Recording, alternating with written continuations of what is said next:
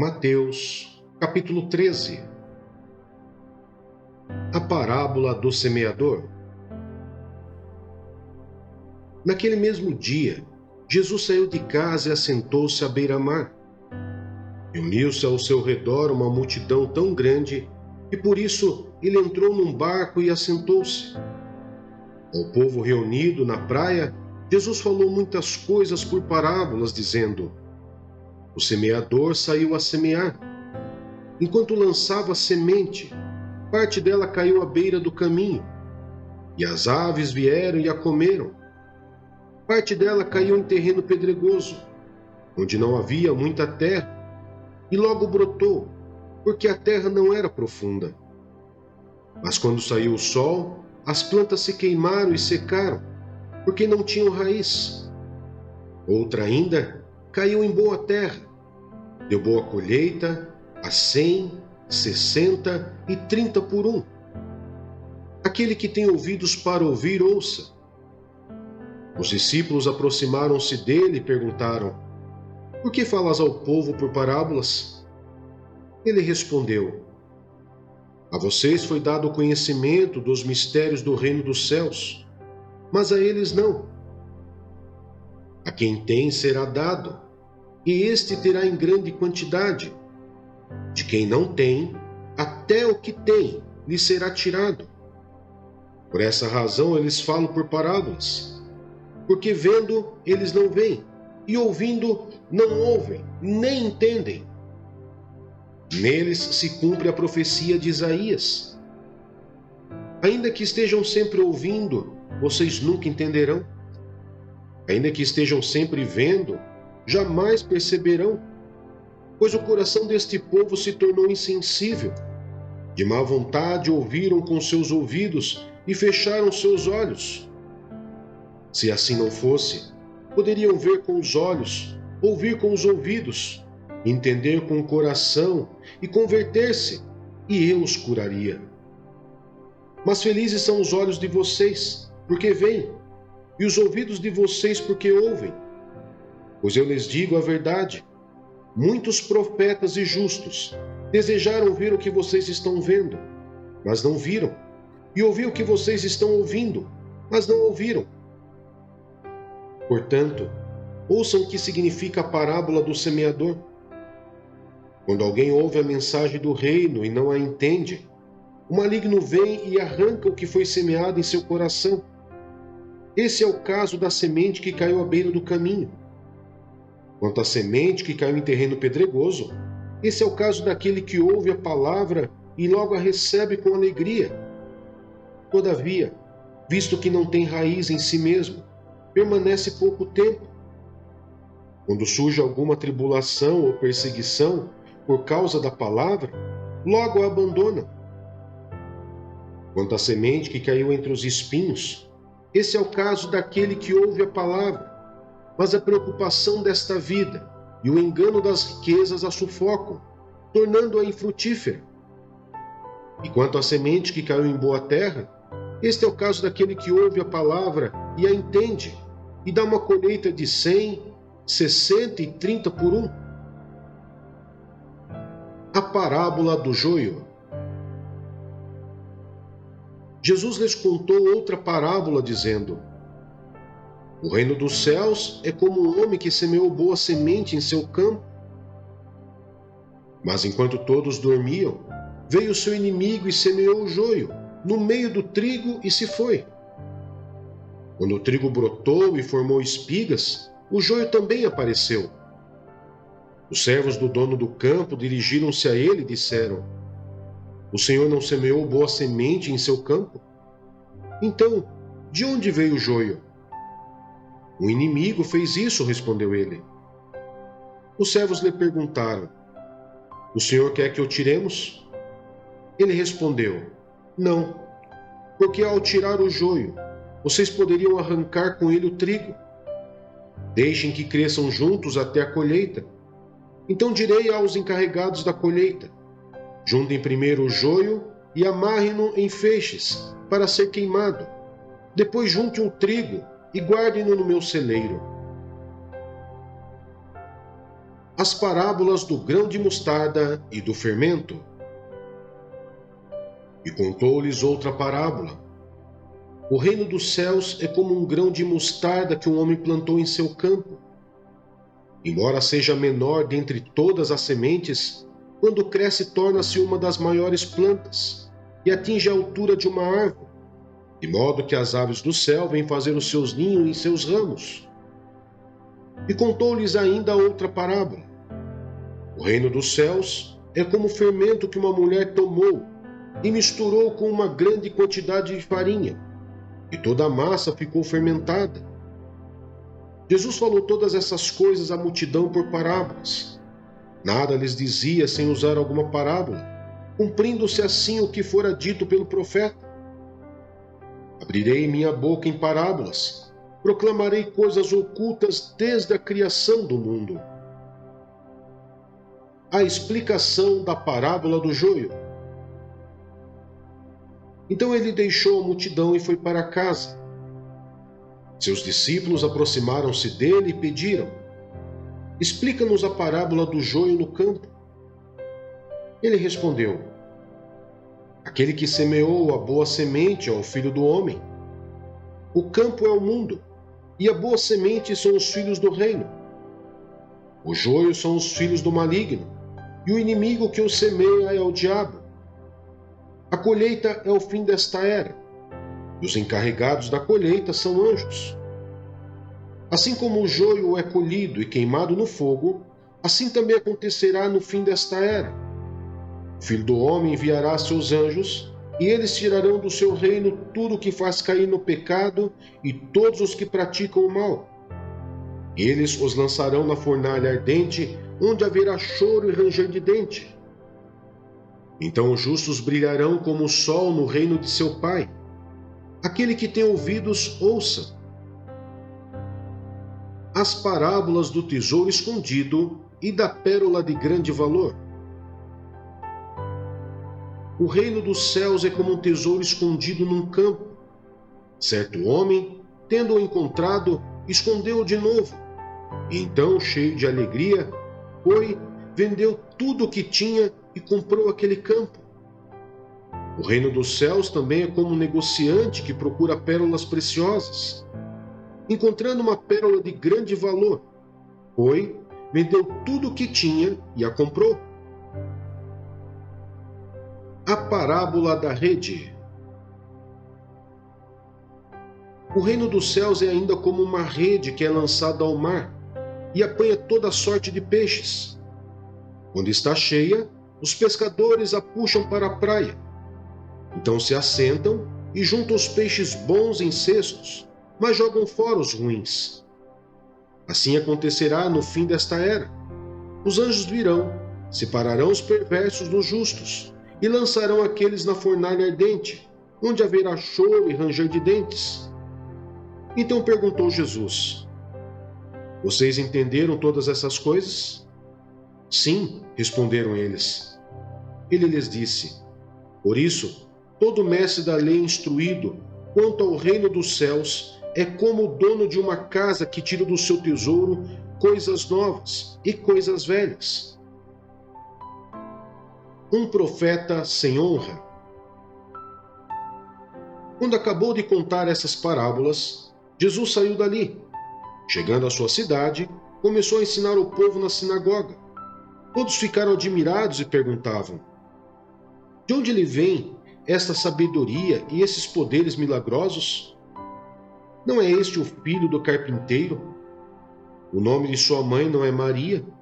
E não são seus irmãos Tiago, José, Simão e Judas? Não estão conosco todas as suas irmãs? De onde, pois, ele obteve todas essas coisas? E ficavam escandalizados por causa dele. Mas Jesus lhes disse: só em sua própria terra e em sua própria casa é que um profeta não tem honra.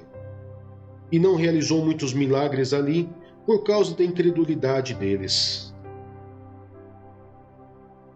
Salmos, capítulo 132. Senhor, lembra-te de Davi e das dificuldades que enfrentou. Ele jurou ao Senhor e fez um voto ao poderoso de Jacó: não entrarei na minha tenda e não me deitarei no meu leito.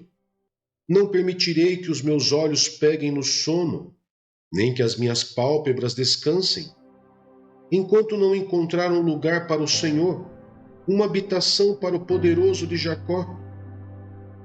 Soubemos que a arca estava em Efrata, mas nós a encontramos nos campos de Jaar.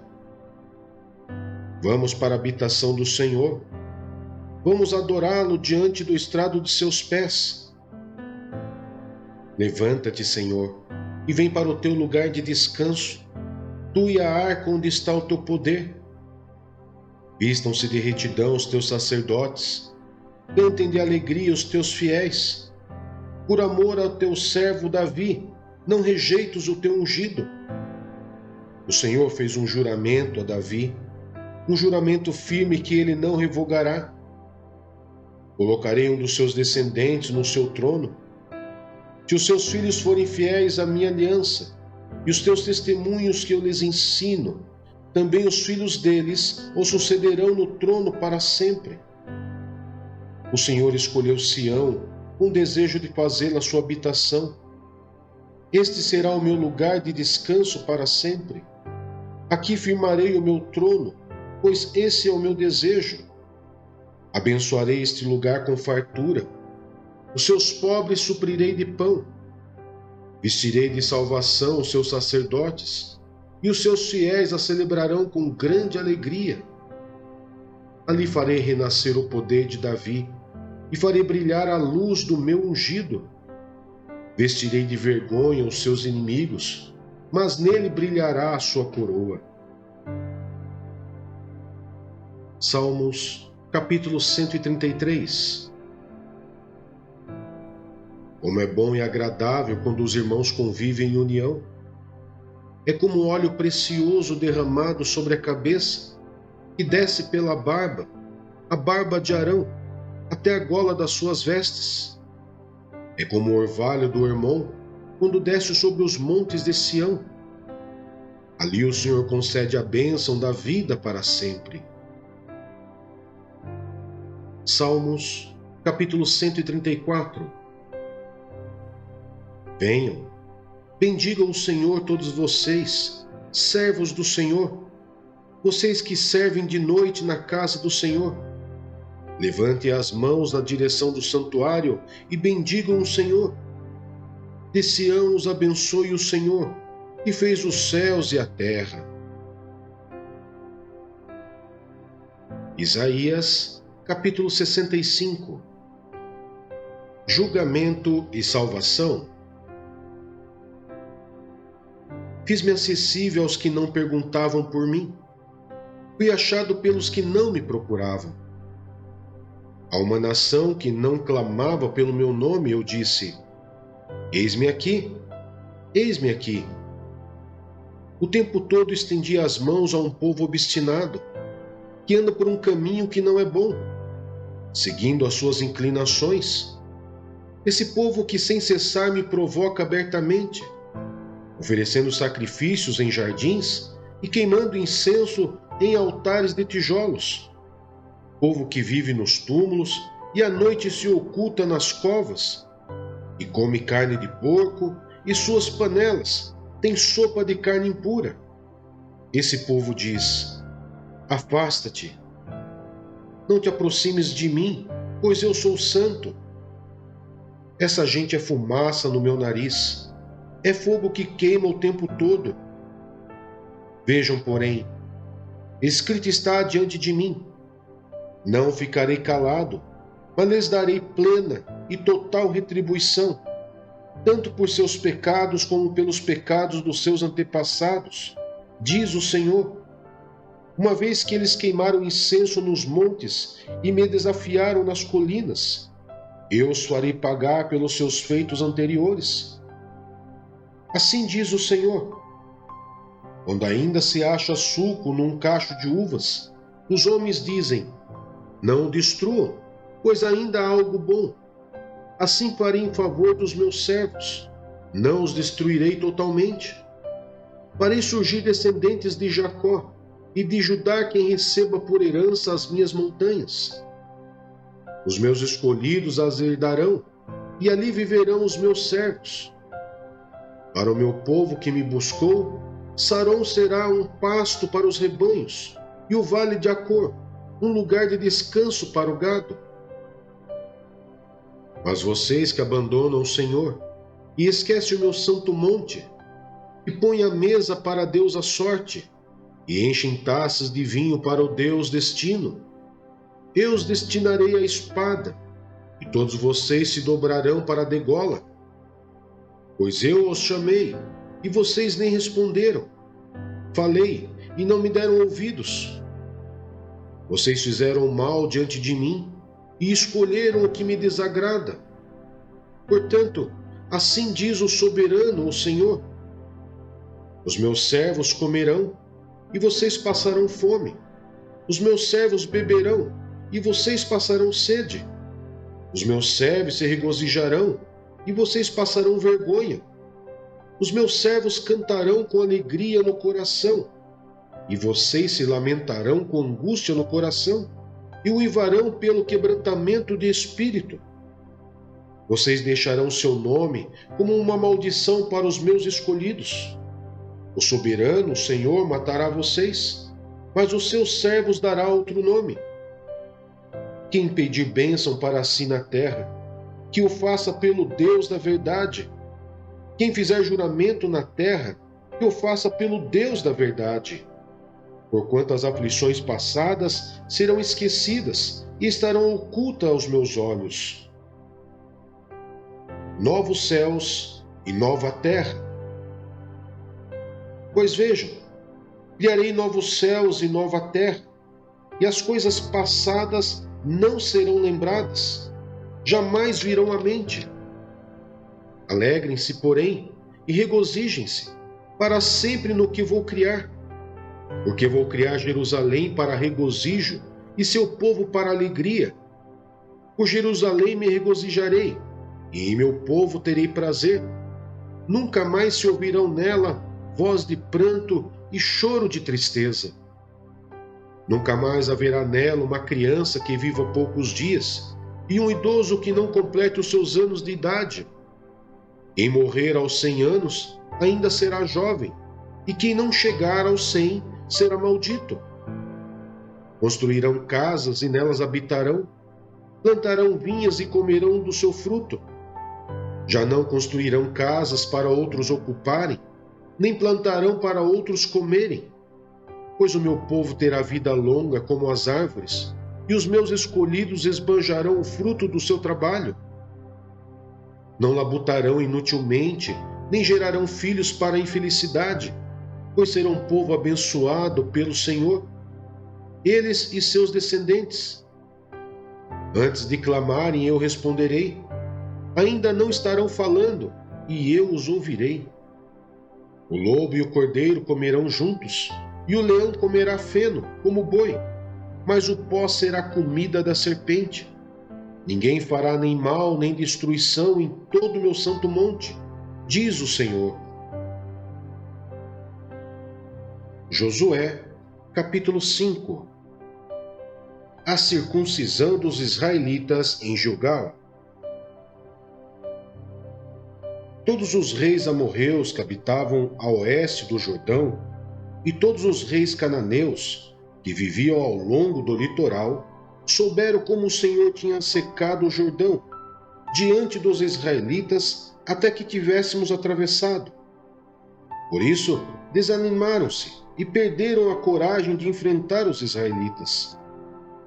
Naquela ocasião, o Senhor disse a Josué: faça faca de pedra e circuncide os israelitas. Josué fez facas de pedra e circuncidou os israelitas em Gibeate Aralote.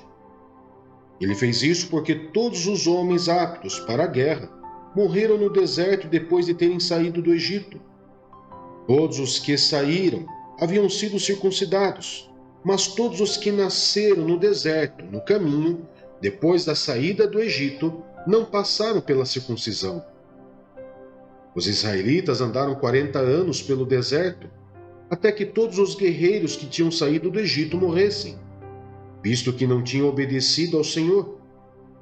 Pois o Senhor lhes havia jurado que não veriam a terra que prometera aos seus antepassados, que nos daria, terra onde há leite e mel com fartura. Assim, em lugar deles colocou seus filhos, e esses foram os que Josué circuncidou. Ainda estavam incircuncisos, porque não tinham sido circuncidados durante a viagem. E depois que a nação inteira foi circuncidada, eles ficaram onde estavam, no acampamento, até se recuperarem. Então o Senhor disse a Josué: Hoje removi de vocês a humilhação sofrida no Egito.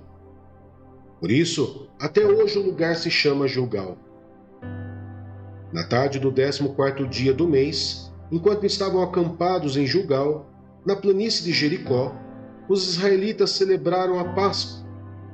No dia seguinte ao da Páscoa, nesse mesmo dia, eles comeram pães sem fermento e grãos de trigo tostados, produtos daquela terra. Um dia depois de comerem do produto da terra, o maná cessou. Já não havia maná para os israelitas, e naquele mesmo ano eles comeram do fruto da terra de Canaã. A queda de Jericó. Estando Josué já perto de Jericó, olhou para cima e viu um homem em pé, empunhando uma espada. Aproximou-se dele e perguntou-lhe: Você é por nós ou por nossos inimigos? Nem uma coisa nem outra, respondeu ele. Venho na qualidade de comandante do exército do Senhor. Então Josué prostrou-se com o rosto em terra, em sinal de respeito, e lhe perguntou: Que mensagem o meu senhor tem para o seu servo? O comandante do exército do Senhor respondeu: Tire as sandálias dos pés, pois o lugar em que você está é santo. E Josué as tirou.